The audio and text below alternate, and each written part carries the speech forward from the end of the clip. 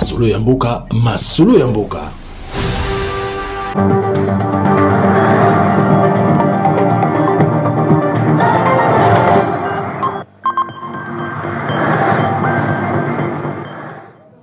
Mesdames et messieurs de la presse, bonsoir. Très heureux de vous retrouver à nouveau dans le cadre de cet exercice de redevabilité. Et ce soir, nous avons le privilège de recevoir Monsieur Guillaume Ngefa Atondoko Andali. Excellence, c'est proscrit, Monsieur le ministre d'État. Vous êtes juriste congolais formé à l'Université de Kinshasa. Et pas seulement, vous avez fait la Columbia School of Law aux États-Unis d'Amérique. Pour ceux qui ne vous connaissent pas, actuellement, vous êtes le fondateur de l'Azado. Je pense que l'Azado est, elle, bien plus connue que vous. On aura l'occasion peut-être d'en reparler. Et pour le reste, vous avez travaillé comme fonctionnaire international dans les systèmes des Nations Unies, spécifiquement pour le Haut Commissariat des Nations Unies aux droits de l'homme. Nous revenons de Genève. Et après Genève, vous étiez, et vous venez de revenir, de la province du Lualaba, où vous avez fait plus ou moins le tour des questions ou des sujets qui sont les vôtres. Ce soir, nous avons évidemment le privilège de vous recevoir pour la première fois dans le cadre de cet exercice de redevabilité. On aura l'occasion non pas seulement de faire le point de vos priorités en tant que ministre d'État, ministre de la Justice, mais nous pourrons revenir sur les éléments saillants, notamment dans le cadre du front judiciaire, parce que comme nous aimons à les dire ici, dans les cadres de notre stratégie pour mettre fin à cette agression dans l'Est de la République démocratique du Congo, nous avons plusieurs fronts. Et le front judiciaire a un nouveau commandant second, pour ne pas dire, c'est lui qui va principalement seconder le président de la République et la première ministre dans les traitements de ces sujets. Et donc ce soir, nous aurons l'occasion de vous entendre pour la première fois sur ce que sont vos priorités qui s'inscrivent évidemment dans le cadre du programme du gouvernement et des lignes directrices tracées par le président de la République. Nous pourrons évidemment revenir sur quelques sujets d'actualité parce que les journalistes sont bien curieux et surtout, vous aurez l'occasion de nous dire quelques mots sur ce qui se passe dans l'Est de la République démocratique du Congo, vous-même comme un expert en droit de l'homme, mais aussi comme cette fois-ci ministre de la Justice, y compris des actions à envisager pour être sûr que ceux qui gouvernent par crime et qui tuent tous les jours répondent de leurs actes. Monsieur le ministre d'État, bonsoir. Bonsoir. Vous revenez fraîchement du Lualaba, vous étiez à Lubumbashi avant. Est-ce que vous pouvez nous dire brièvement en quoi consistait votre séjour avant que nous ne puissions plonger dans les priorités de votre action à la tête du ministère de la Justice? Merci, Monsieur le ministre de la Communication. C'est vrai que c'est la première fois que je m'adresse à nos compatriotes à travers la télévision nationale en tant que ministre d'État, ministre de la Justice. Permettez-moi d'abord de remercier le président de la République et le Premier ministre pour m'avoir fait la confiance de diriger l'un des secteurs le plus important, le plus délicat de la nation. Et comme vous le savez, on dit toujours que la justice élève la nation et c'est important que, à travers ces mandats, nous puissions nous assurer que la justice est proche de la population.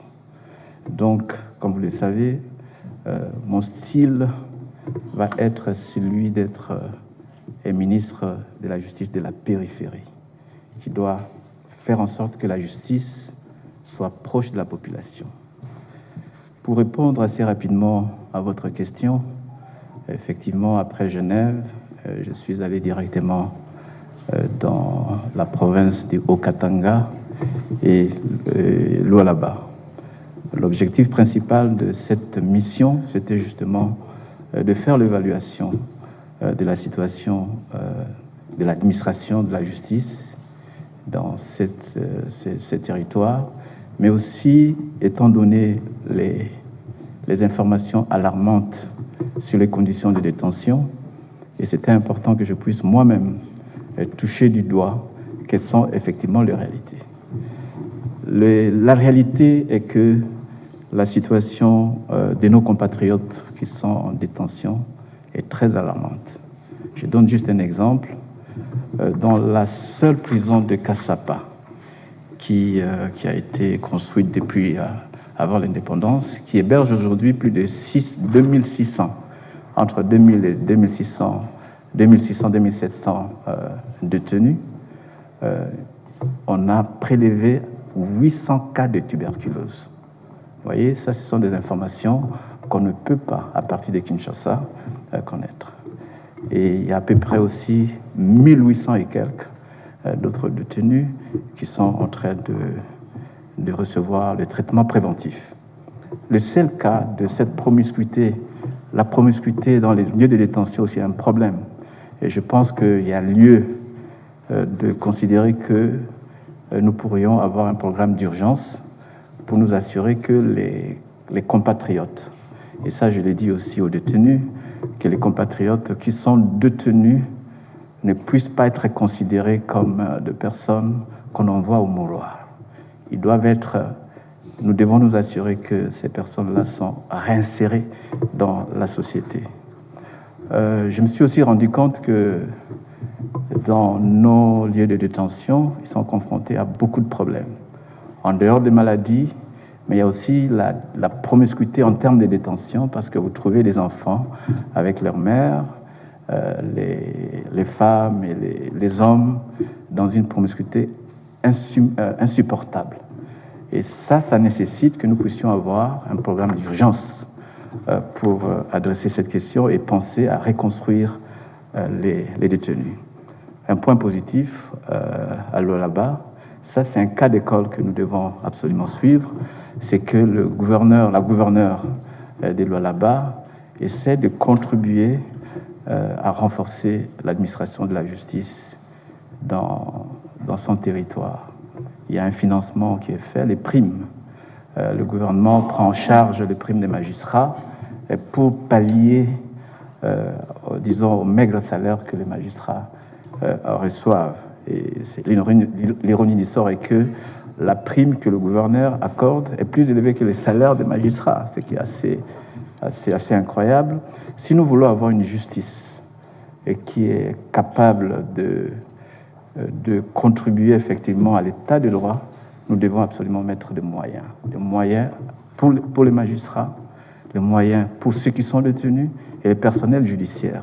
Et enfin, un autre phénomène que je dois aussi dire, c'est que le personnel judiciaire, dans les cas des Kassapa, où il y a à peu près 800 cas de tuberculose, ces personnes sont exposées non seulement à la sécurité physique, mais aussi exposées aux cas de maladie. Et quand je posais la question si ces personnels judiciaires avaient souscrit des assurances, il n'y avait pas d'assurance. Ça veut dire quoi? Ça veut dire que ces personnes peuvent être tombées malades du fait de leur travail et l'État n'est pas capable de les prendre en charge. Donc, je vais m'arrêter un peu ici en ce qui concerne les questions de détention. C'est la première descente effective à l'intérieur pour percevoir justement, parce que c'est aussi la volonté du gouvernement d'être sûr que les conditions carcérales sont bien améliorées. Mais, Monsieur le ministre d'État, qu'est-ce que vous pouvez nous dire sommairement de comment vous comptez justement appuyer le président de la République et tous les acteurs au niveau notamment du gouvernement ou du Conseil supérieur de la magistrature pour guérir les secteurs de la justice? Bon, je ne suis pas un médecin pour faire un diagnostic, mais c'est le peuple qui fait un diagnostic de la perception que le peuple a de notre justice. La perception de notre justice, c'est que c'est une justice qui manque d'indépendance, une justice où il y a beaucoup de cas de corruption, où il y a un déficit d'infrastructures et aussi le nombre de magistrats et des mauvaises conditions carcérales, comme je viens de les décrire. Et tout ça fait que les conditions propices pour avoir une justice indépendante, crédible, reste à améliorer. Et moi, ma politique, qui s'inscrit dans la politique du gouvernement, parce que je n'ai pas une politique en matière de justice, j'applique la politique du gouvernement.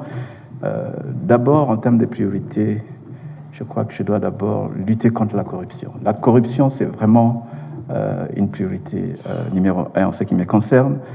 Et pour lutter contre la corruption dans les secteurs de la justice, je dois collaborer et travailler avec le Conseil supérieur de la magistrature. Lors de ma première réunion avec le Conseil supérieur de la magistrature, j'ai soulevé la question de la corruption au sein de la magistrature. Et je me suis rendu compte, après les explications données par le président du Conseil supérieur de la magistrature, c'est qu'il y a une commission de discipline qui existe. Il y a déjà des sanctions qui avaient été prises, notamment la prise à partie, et qu'il y a quelques magistrats qui ont été condamnés, ainsi de suite. Et je pense que cela ne suffit pas parce que cette perception que la population, nos compatriotes, a de la justice doit s'améliorer. Donc il faut des sanctions. Et quand on parle de la corruption dans le secteur de la justice, c'est pas seulement le magistrat, c'est la chaîne judiciaire. Et quand je parle de la chaîne judiciaire, il s'agit des avocats, il s'agit du personnel, des greffiers, des secrétaires de parquet, des huissiers. Tous ces mondes-là font partie y compris les avocats. Et là, je crois que je dois le dire pour que les compatriotes le savent aussi, parce que c'est important que je puisse le dire. En matière de contentieux, vous savez, l'État est victime d'une mafia bien organisée.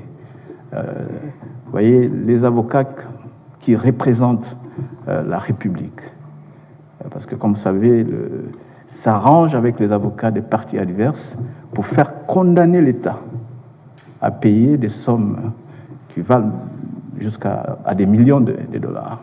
Et j'ai décidé, la première chose que je vais faire, c'est aussi mettre de l'ordre pour les avocats de la République.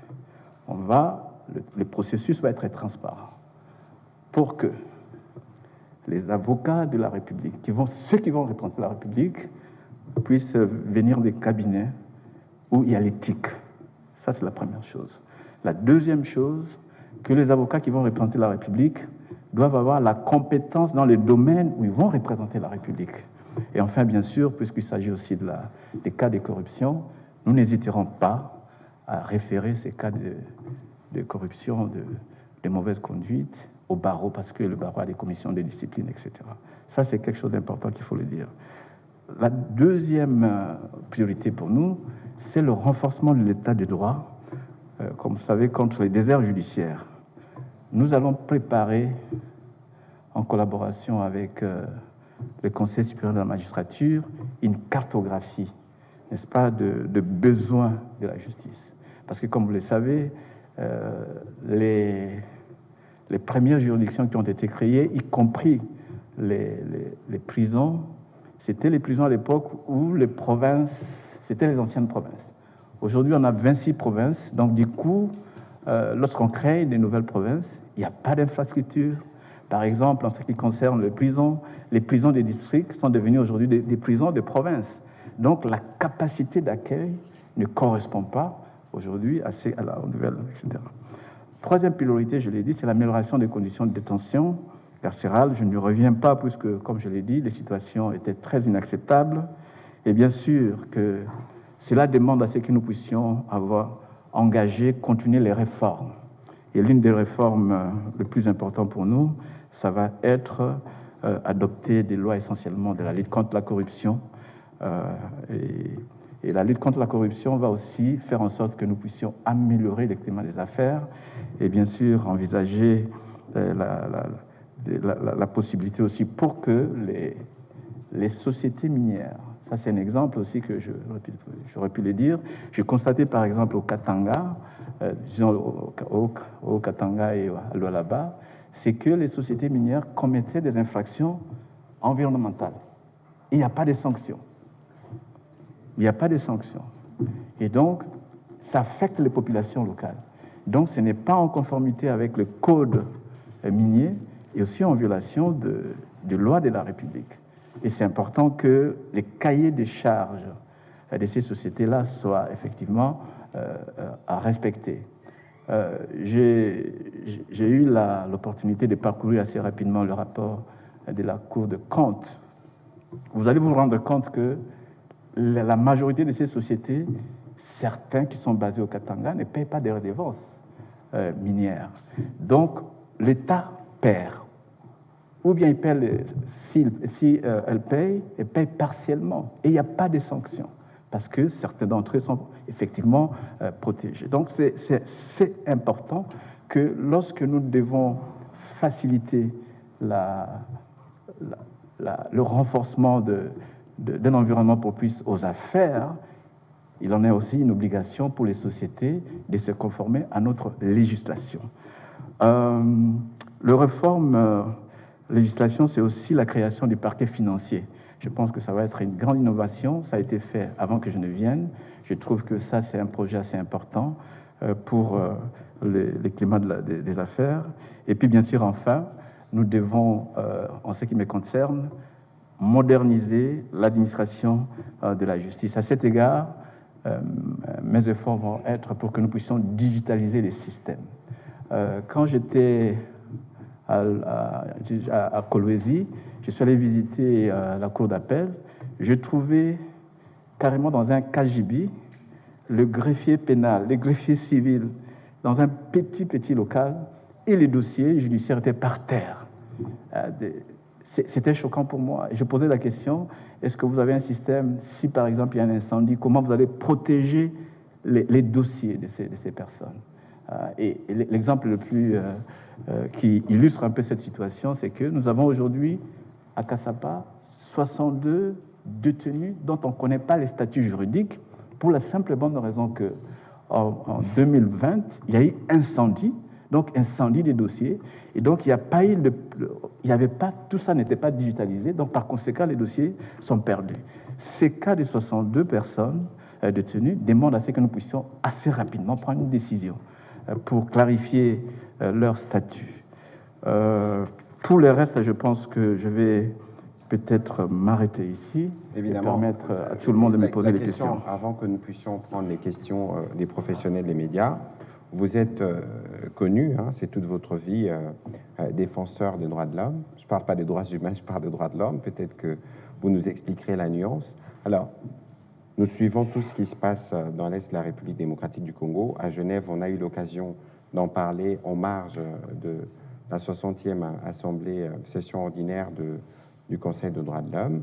Quelles sont les actions urgentes envisagées? Parce qu'on a vu que ceux qui gouvernent par crime veulent s'amuser à être des bourreaux qui administrent la justice. Qu'est-ce que vous pouvez nous dire globalement sur ces sujets avant que nous puissions répondre à des questions spécifiques de professionnels des médias?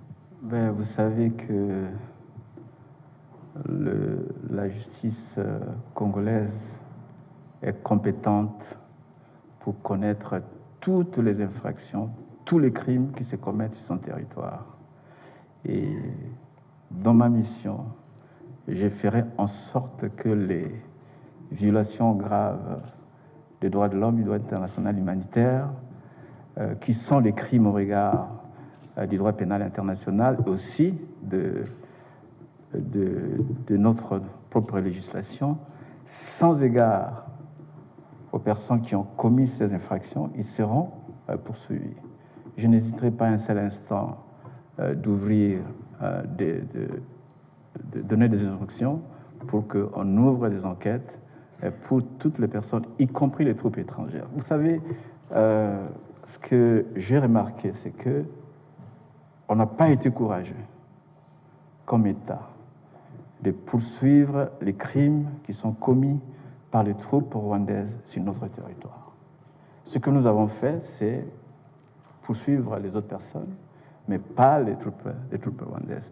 Donc, pour nous, la première chose va être que, le plus rapidement possible, que la justice ouvre des enquêtes sur les crimes qui ont été commis sur notre territoire.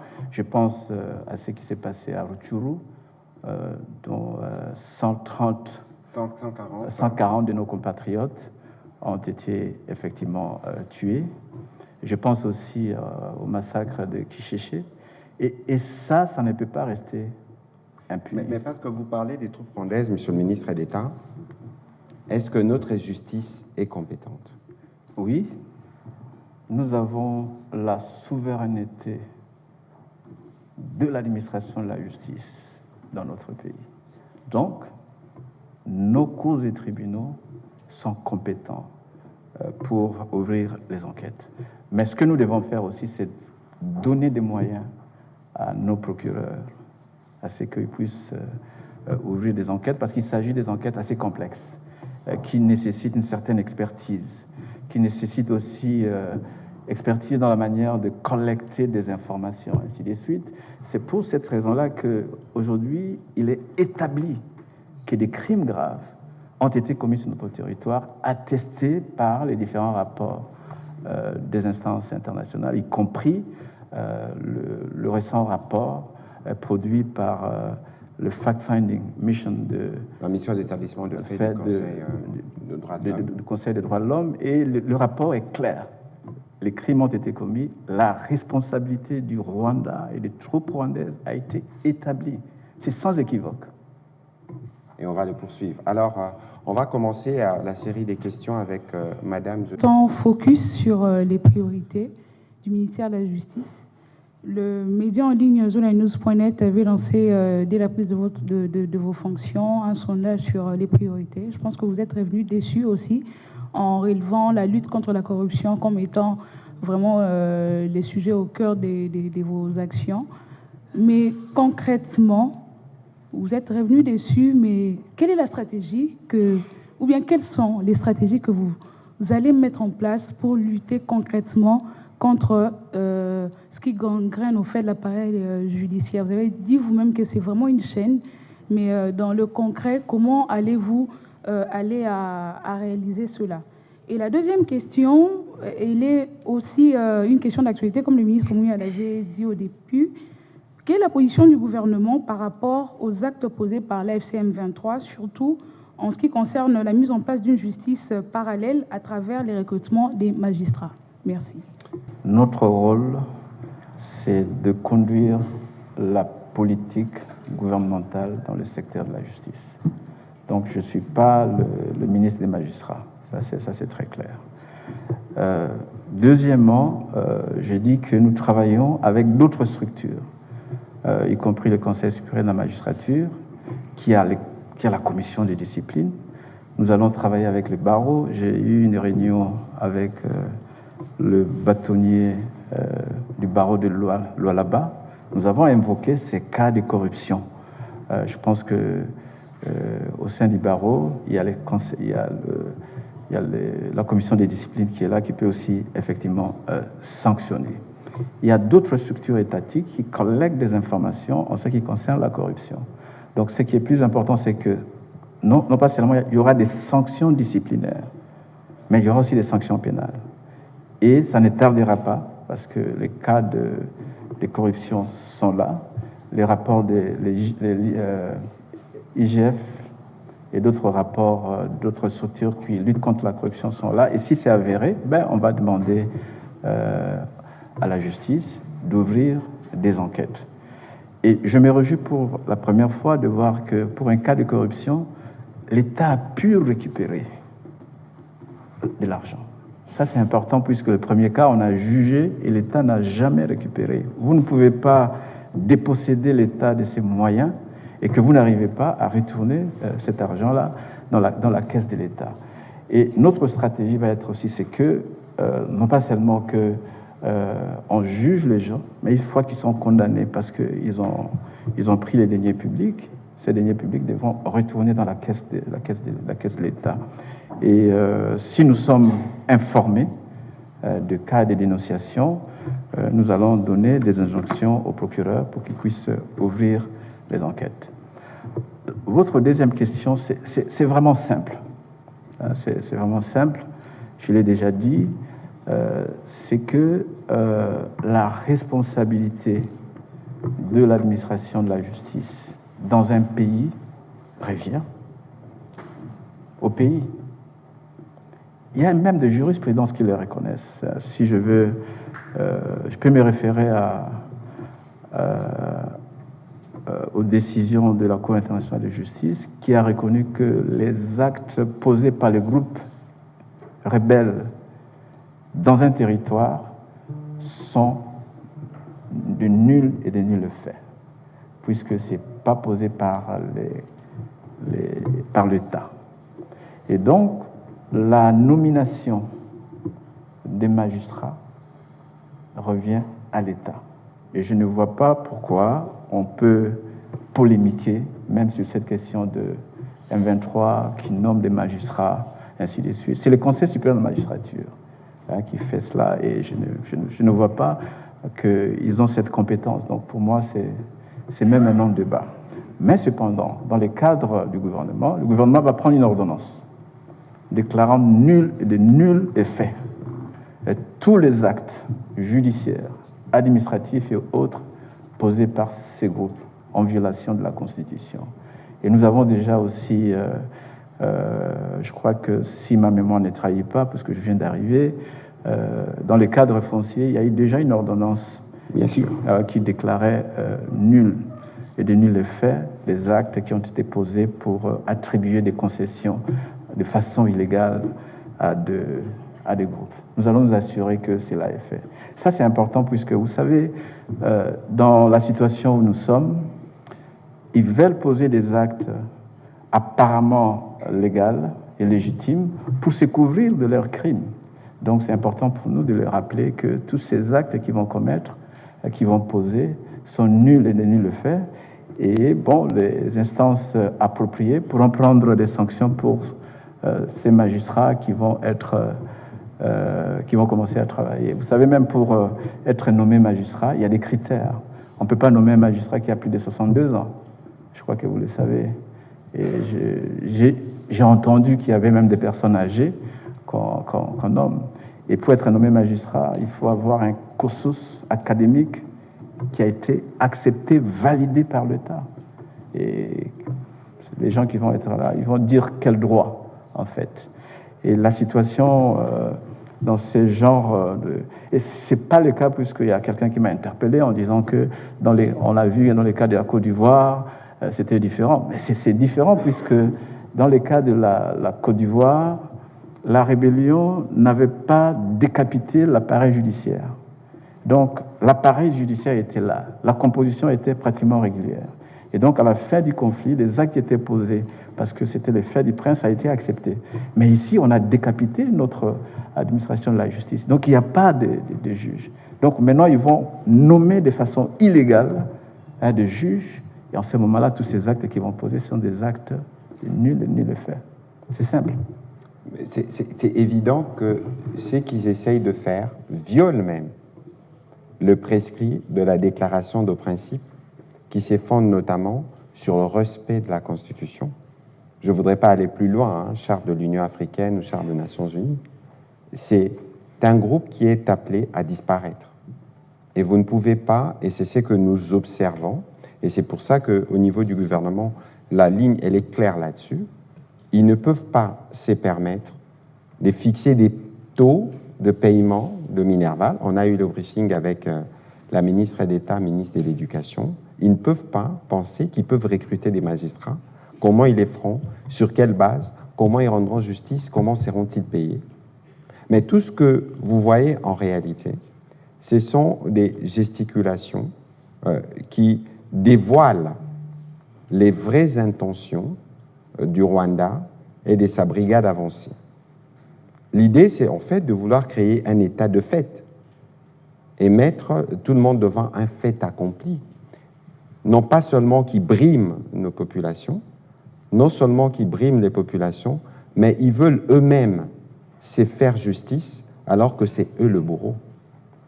Et ce qui est évident, c'est que comme le ministre d'État, le ministre de la Justice l'a dit, le gouvernement prendra toutes les actions qu'il faut prendre pour qu'aucun des actes qui posent ne produisent des effets et que tous les actes qui s'hasardent à poser actuellement puissent être annulés les moments venus.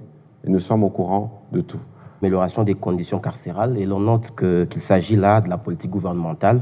Alors, quasiment 10 mois après les États généraux de la justice qui avaient préconisé des transformations profondes, pourriez-vous faire le point sur la mise en œuvre concrète des recommandations, en particulier en ce qui concerne la construction et l'amélioration des infrastructures pénitentiaires, à la lumière du constat alarmant relatif aux conditions carcérales dans les Hauts-Katanga où vous avez été? Et puis une question liée au droit congolais, et cela tient à votre casquette de juriste. La pratique des primes d'arrestation ou de la mise à prix de personnes recherchées par les autorités judiciaires est-elle expressément consacrée par la loi? Je termine par votre mission à Genève, où vous avez porté le plaidoyer pour la reconnaissance du génocide congolais. Quelle portée concrète a eu cette démarche sur la scène internationale et quelles sont les prochaines étapes? Commencez d'abord par votre question relative aux États généraux, aux conclusions des États généraux.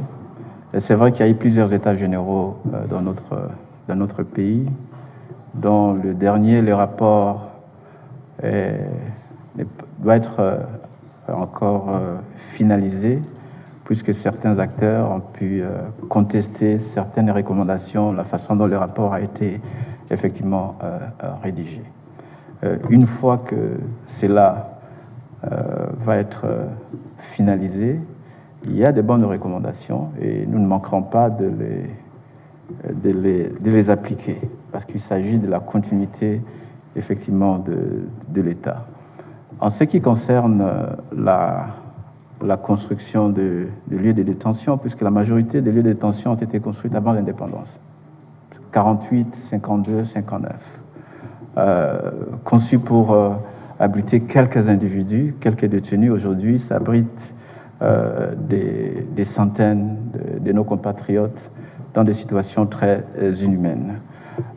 Il y a un programme de construction effectivement de prisons. Une mission du secrétariat général du ministère avait fait un travail de l'évaluation de besoins et de construction, et ça existe. Donc il y a les priorités, et il y a eu déjà des soumissions, ça a été approuvé là, par exemple dans la ville de Kinshasa. Je pense qu'il y a un projet de la construction d'une prison à Maluku. Il y a pour l'établissement de jeunes en conflit à Mbeseke-Fouti, et puis il y a encore une autre prison qui doit être construite vers la cité ex-Mama Mobutu, etc. J'ai eu connaissance de ces projets. Je pense que comme ce sont des projets qui ne posent pas problème, puisque la procédure a été régulière, nous allons essayer maintenant de pousser pour qu'on puisse assez rapidement commencer la construction. En ce qui concerne la prison de Makala, il y a une possibilité. Nous avons acquis, pas moi, nous avons acquis comme ministère un grand terrain à Maluku avec 100 hectares où on peut effectivement construire les prisons pour les femmes, pour mineurs, et aussi les prisons générales, etc. Et je pense que ça a été budgétisé dans cette année pour le budget 2025-2026. Bon, une fois que nous recevons ce budget, je pense que la construction de la prison pourrait effectivement commencer.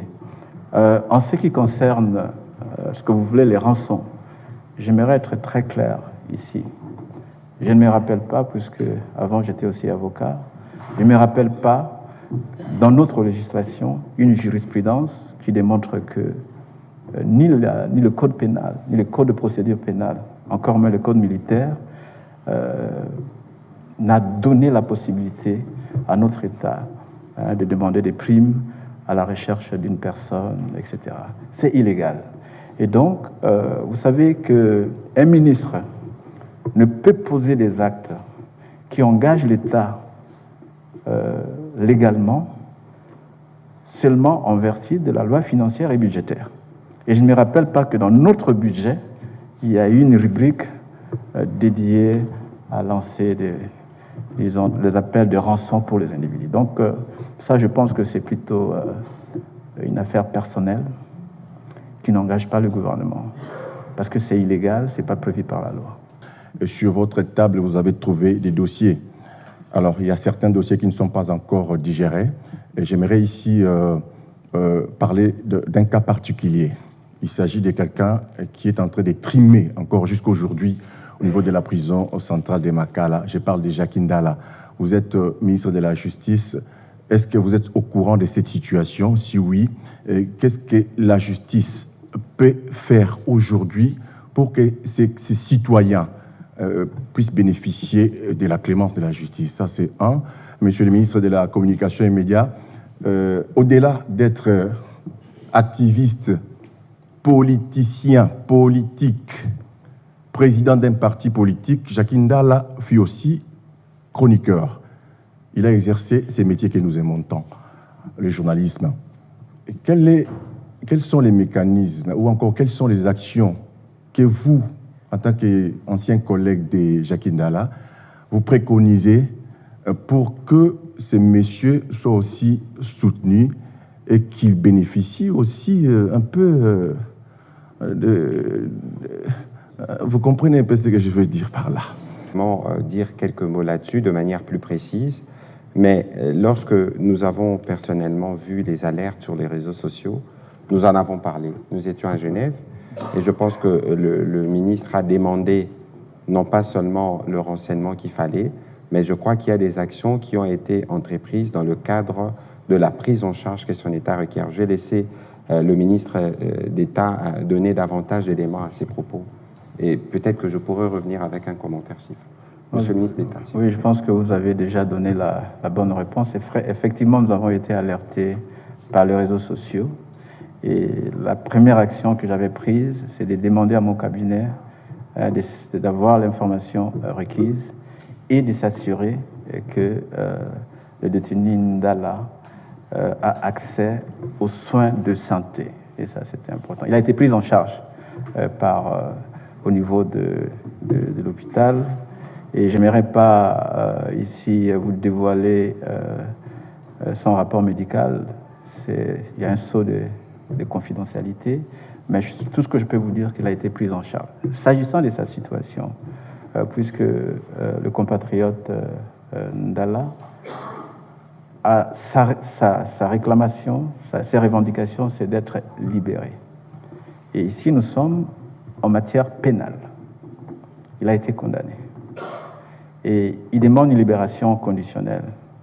Et pour être libéré conditionnellement, il faut remplir les critères. Au moins avoir passé 2/3 de votre peine. Ce qui n'était pas le cas pour monsieur Ndala. Il a été condamné à, je crois, 33 mois. Et donc, les critères, puisque vous savez que pour la libération conditionnelle, c'est la responsabilité du ministre de la Justice. Donc, c'est fait par le parquet, etc. Mais on doit aussi s'assurer que les personnes à libérer sont celles qui doivent être libérées et qui remplissent les critères. Ici, j'aimerais vous dire une chose, que s'il y a eu d'autres dossiers qui ont été retardés, dans d'autres régions par exemple, c'est parce que c'est toujours dans le cas de la corruption. Les familles payent des gens pour qu'on insère les noms de personnes qui ne remplissent pas les critères sur la liste des personnes à bénéficier de la libération conditionnelle. J'ai demandé à ce que la liste soit retournée, qu'on enlève ces personnes, qu'on traite nos compatriotes de façon égalitaire. Ça, c'est la loi, malheureusement, ainsi de suite. S'agissant de sa condition humanitaire, il a été pris en charge. Aujourd'hui, il est retourné à la prison de Makala. Le médecin le suit et on nous dresse régulièrement un rapport sur ses conditions. C'est tout ce que je peux éventuellement vous dire. Mais s'il remplit les critères, je n'hésiterai pas à ce que la libération conditionnelle lui soit accordée. Voilà, merci beaucoup. On va prendre les questions de M. Célestin Zuela et puis ce sera M. Eric Izami. J'ai deux questions. La première question est adressée au ministère de la Justice. Je veux savoir, la RDC a déposé une plainte contre Apple pour l'exportation. La RDC a déposé une plainte contre Apple pour l'exportation et puis la livraison illégale des minéraux à travers le Rwanda. Alors, jusqu'à aujourd'hui, nous voulons savoir où en sommes-nous et est-ce que votre ministère suit cette affaire de près? La deuxième question est adressée au porte-parole du gouvernement, M. Patrick Mouyaya. Nous voulons savoir, jusqu'à aujourd'hui, Goma est sous l'autorité du M23. Nos compatriotes qui y sont continuent à souffrir. Les pourparlers traînent encore. Qu'est-ce qui manque à la République démocratique du Congo de prendre des décisions qui pourront éradiquer ces groupes terroristes afin de redonner sourire à nos compatriotes qui vivent à Goma? La problématique, depuis le début, nous donnons la réponse sur 5 fronts. Le front militaire, le front diplomatique, le front judiciaire, le front économique, le front médiatique. La préoccupation, la question actuellement est traitée au niveau du front diplomatique principalement. la diplomatie comme la justice, par ailleurs, a son temps. Et que, malheureusement, plus ça traîne, dans le cas de ce que nous voyons dans les partis sous occupation, plus la souffrance s'agrandit pour nos compatriotes. Mais c'est pourquoi, régulièrement d'ailleurs, chaque fois que nous nous réunissons au Conseil de ministres, nous commençons par traiter prioritairement ces sujets. Donc, au-delà de ce que nous faisons autour de la médiation, nous connaissons les intentions. Ce n'est pas pour rien que le ministre d'État, ministre de la Justice, a dit tout à l'heure que tous les actes, une ordonnance sera prise pour annuler tous les actes, parce que l'idée, pour beaucoup dans ce qui apparaît, ce n'est même pas forcément de respecter ce qui est prévu, parce que si on doit rester sur le prescrit de l'accord de principe de Doha, il y a beaucoup d'actes qui ne seront pas posés. Et dans le cadre justement de cet accord de principe de Doha, il y a une évolution. Cette semaine, je pense qu'on a fini les discussions sur le mécanisme des libérations des prisonniers, qui était l'un des points dans les mesures de confiance. Je crois que le rapport a été rendu à la médiation et nous vous reviendrons pour vous faire le point de l'évolution, parce que sur le point les plans diplomatiques, il faut apporter des réponses. Mais nous savons qu'il y a des urgences de tout type, des urgences sanitaires, des urgences humanitaires, et à travers d'autres structures, notamment au niveau du ministère de la Santé, il y a une connexion qui fait que nous sommes régulièrement en mesure d'intervenir. Alors, la grosse question, c'est la question de l'économie qui fonctionne là-bas, parce que malheureusement, sous sanction, et ils ont des intentions quotidiennes, des vols et des pillages. C'est ça l'action principale, y compris sur le dos de parents à travers cette question de la gratuité. Nous connaissons toutes ces questions et au niveau du gouvernement, une réponse appropriée est apportée pour chacune des questions, dont certaines, je ne pourrais pas les aborder ici. Mais il faut considérer que pour nous, chaque jour est un jour de plus entre les mains de ceux qui n'ont pour morale que des tueries. Monsieur le ministre de la Justice, il y avait une question pour vous. Il y avait une question sur le contentieux RDC Apple. Je viens d'arriver, ça il faut le reconnaître, mais tout ce que je sais, c'est qu'il y a maintenant de pourparlers entre la RDC et Apple. Comment arriver effectivement à adresser cette question. Maintenant que ce dossier fait l'objet de négociations, je pense qu'à ce stade, je suis obligé de ne pas disclose ce qui est en train d'être fait.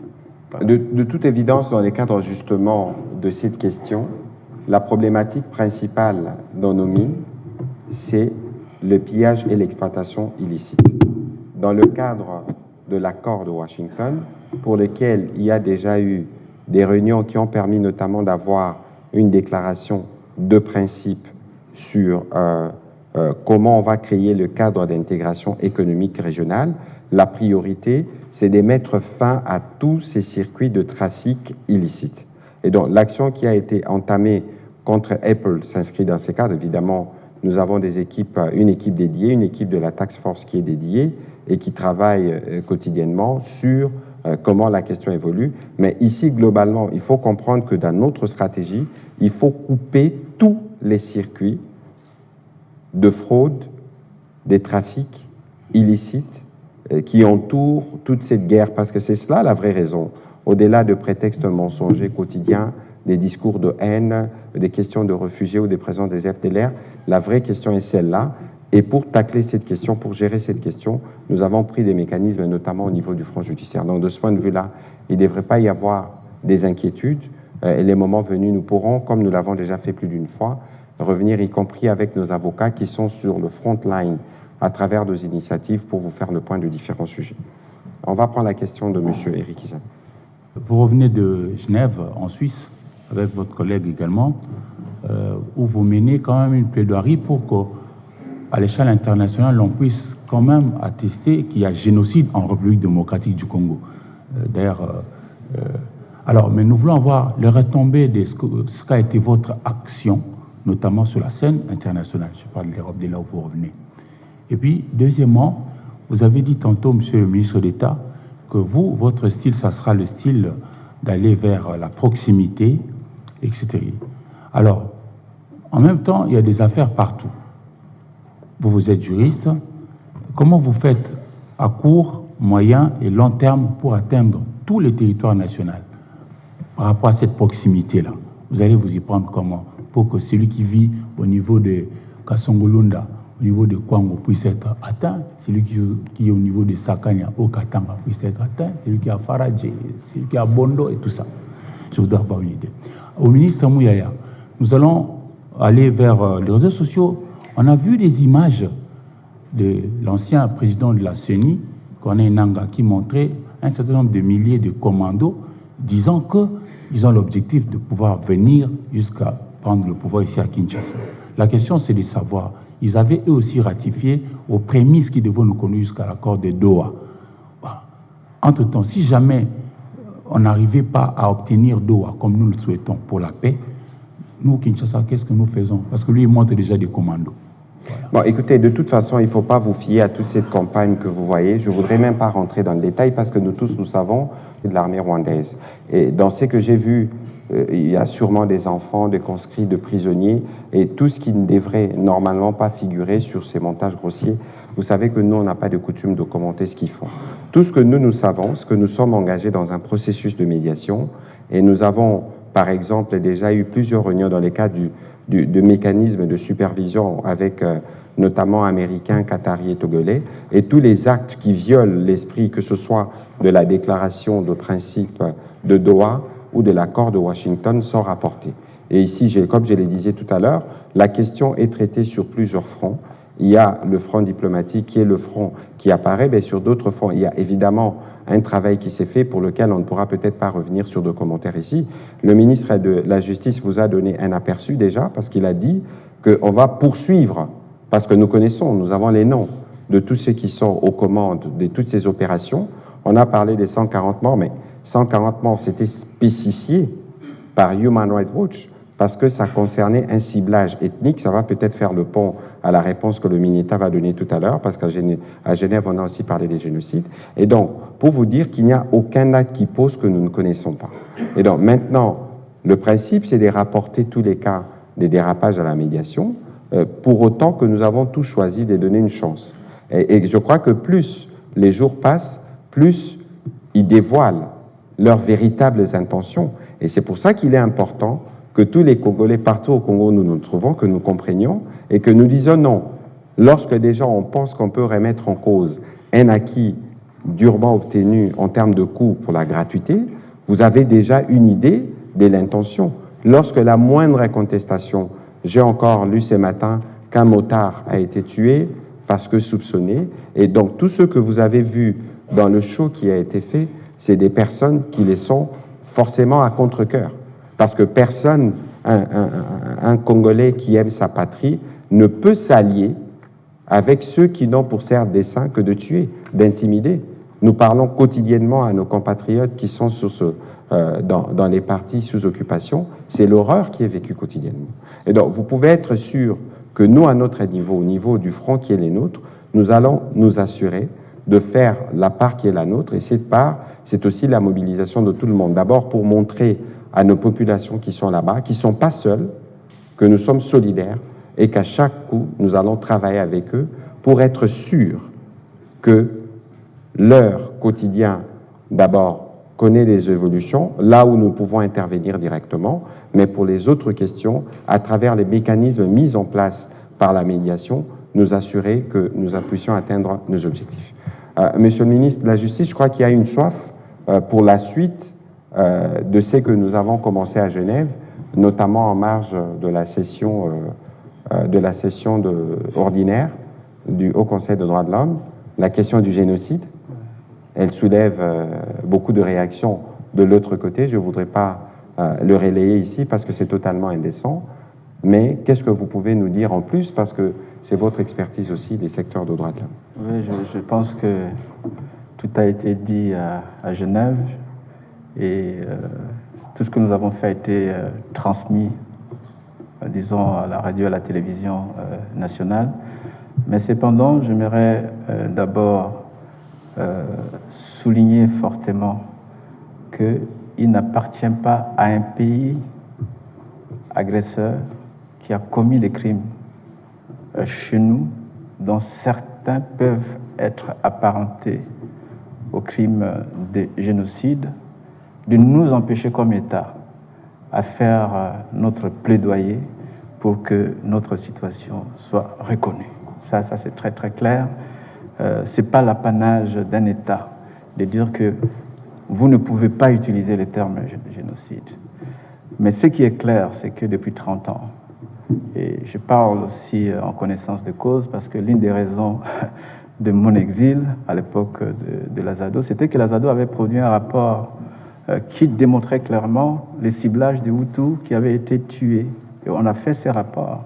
Et quand on a fait ces rapports en 1996, ces rapports donnaient clairement des indications sur les actes qui peuvent être apparentés aux actes génocidaires. Et cela continue. On a eu les massacres de Tingiting, etc.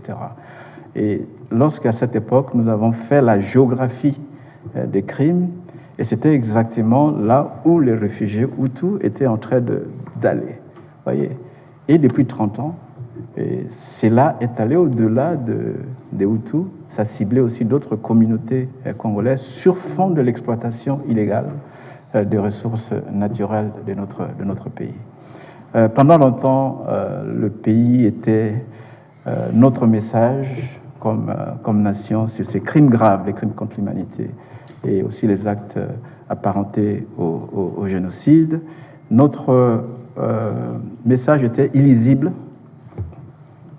On ne voulait pas nous entendre non plus. On ne voulait pas lire ce que nous voyons. Et maintenant, tous les rapports.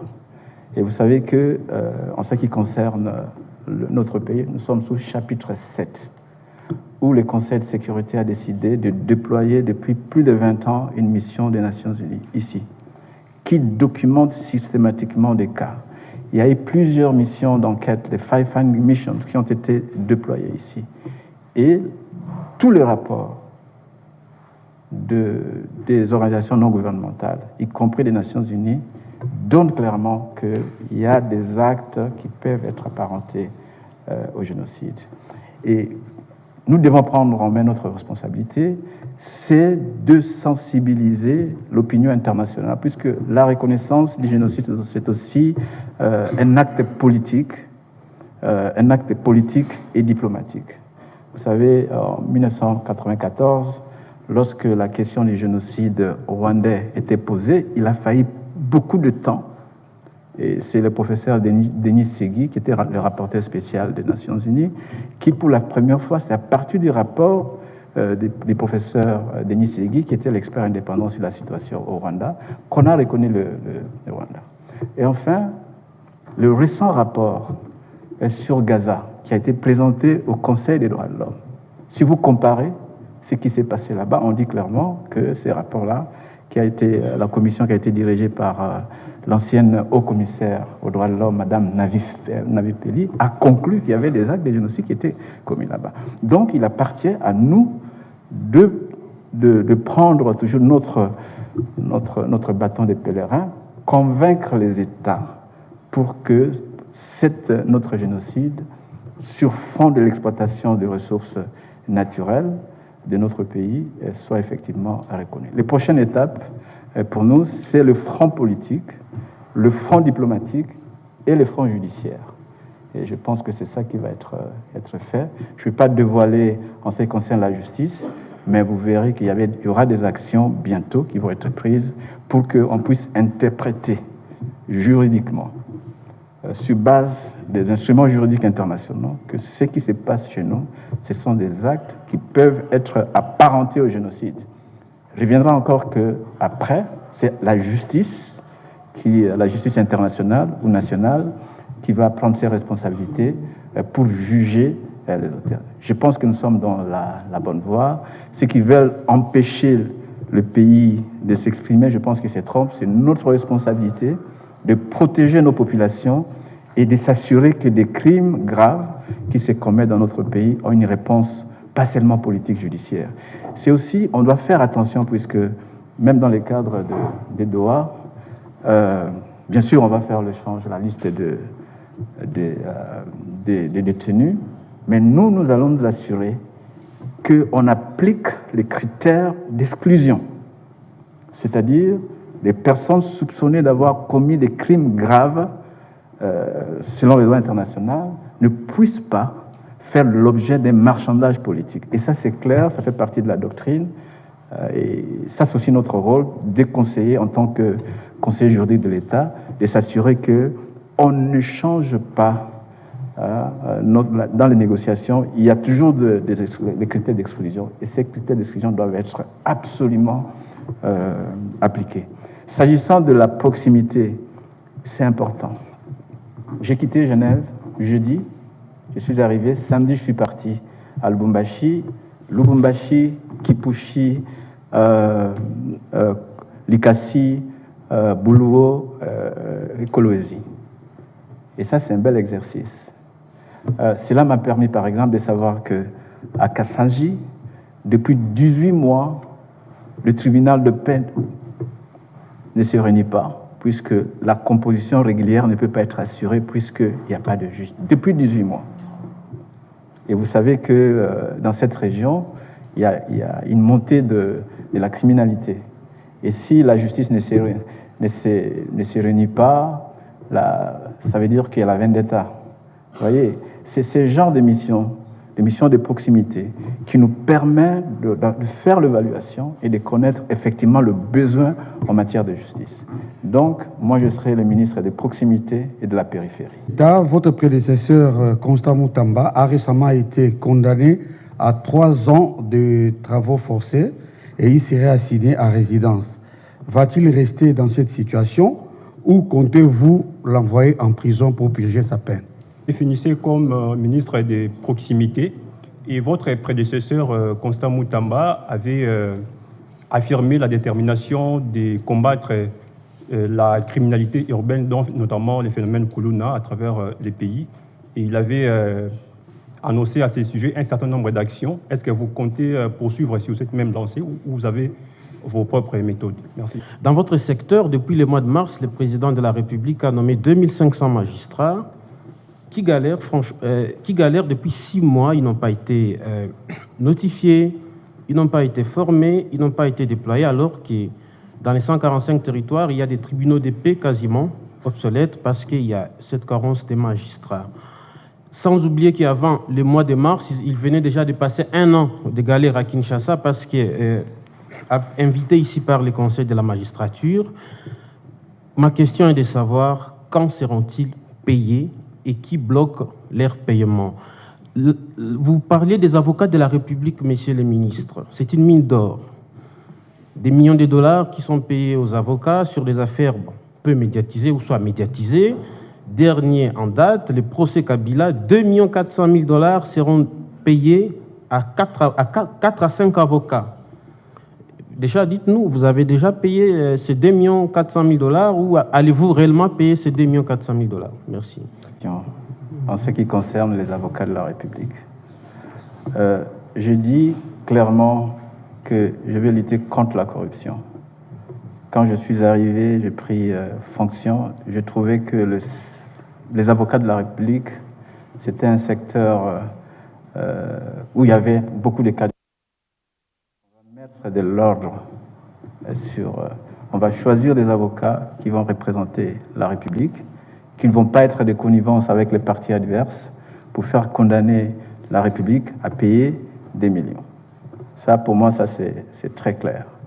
C'est très clair. Et d'ailleurs, je peux vous dire, je refusais de signer de documents pour payer certains avocats dont je ne voyais même pas, il n'y avait pas de rapport d'audience et je ne voyais pas pourquoi on doit le payer. Il faut faire une évaluation. Donc on va faire certainement une évaluation. Parce que si nous voulons aider le président de la République, si nous voulons effectivement lutter contre la corruption, il faut que nous puissions avoir des règles de transparence. Ça, c'est clair pour moi. S'agissant de paiement, bon, ça a été fait avant moi, mais je n'ai pas vraiment l'information sur cette question, puisque les avocats ont été désignés avant, mais je vais essayer de le voir. S'agissant des magistrats, oui, il faut reconnaître que ça, c'est positif. Le fait qu'on a nommé plus de 2500 magistrats pour durer. Maintenant, c'est l'opérationnalisation de cette nomination qui pose problème. Il faut créer des conditions, des moyens. Et je vous ai dit qu'aujourd'hui, certaines juridictions étaient des juridictions des tribunaux de paix, mais non, ils doivent être érigés en cour d'appel. Et donc, ça demande, il faut qu'il y ait des bâtiments, il faut qu'il y ait des moyens, etc. Donc, mon rôle aussi, durant ma mission, j'ai pu discuter avec les autorités des lois là-bas, par exemple pour la cour d'appel, pour qu'on puisse effectivement donner un autre bâtiment en attendant que le nouveau bâtiment qui est entré en construction pour la cour puisse effectivement terminer. En ce qui concerne le besoin réel pour que la justice soit une justice de proximité, il faut au moins 10 000 magistrats. Vous voyez? Donc ça demande à ce que nous puissions avoir un budget spécial. Vous voyez? Un budget spécial. En dehors de ça, il y a la question de la sécurité. Tu vois? Donc le moyen propice pour déployer les magistrats, pour qu'ils soient dans les conditions pour dire le droit, ça c'est une question. Et je suis en train de m'y pencher, parce que c'est moi qui conduis la politique gouvernementale en matière de justice, et de concert avec le Conseil supérieur de la magistrature, parce que c'est aussi de notre responsabilité, pour que nous puissions voir comment progressivement on peut adresser cela. Et il sera difficile dans l'état actuel, par manque de moyens, de déployer 2500 immédiatement, etc. En matière de formation, c'est une priorité pour nous aussi. On ne peut pas déployer des magistrats qui sortent d'université seulement avec des connaissances théoriques. Vous voyez, il faut de formation. Et je pense qu'avec l'Institut de formation judiciaire, nous allons nous assurer qu'il y aura des formations bien déterminées, ainsi de suite. Même des formations spécialisées. Je vous ai dit que, par exemple, au Katanga et à Lualaba, les juges et les avocats n'ont pas de formation appropriée pour traiter certains crimes. Donc il faut des formations. Donc la formation va être priorité pour nous. La dernière question, je crois que peut-être j'ai oublié, c'était quelle question?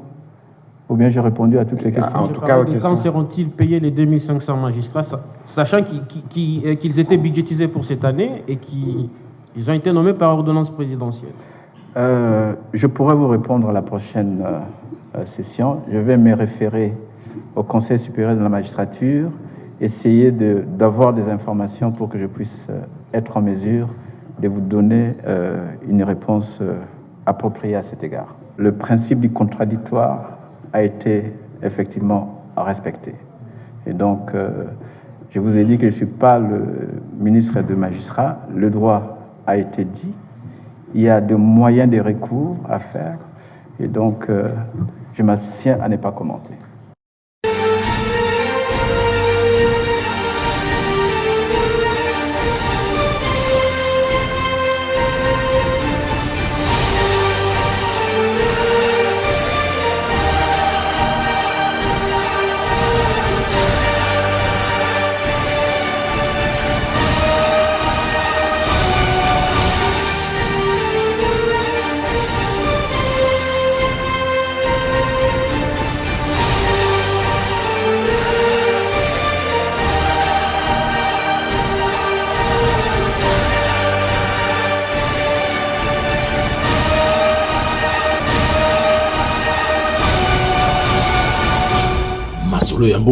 Masolo ya mboka